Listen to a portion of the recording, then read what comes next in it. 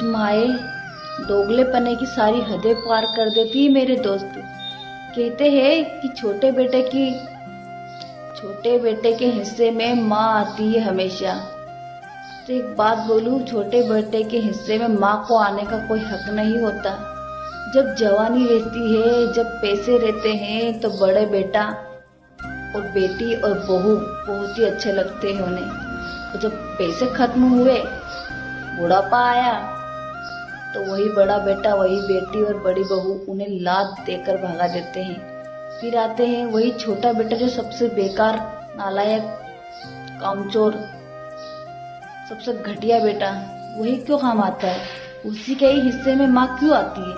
माँ को तो शर्म आनी चाहिए बुढ़ापे में उसी छोटे बेटे नालायक के पास आते हुए।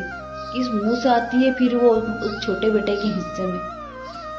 कमेंट सेक्शन में जरूर बताइए किस किस के साथ हुआ, क्योंकि मेरे साथ हुआ है और हो रहा है, इसलिए आपको बता रही हूँ। जब छोटे बेटे को माँ की जरूरत थी ना, तो उस माँ ने लात देकर उसे अपने आप से अलग कर दिया था। उसे सिर्फ अपने बड़ा बेटा, अपनी बेटी, बहू बहुत अच्छे लगते थे। तो जब आज बुढ़ापा आया, कोई रख नहीं रहा, तो आ गई छोटे बेटे के हिस्से में। क्या सही है?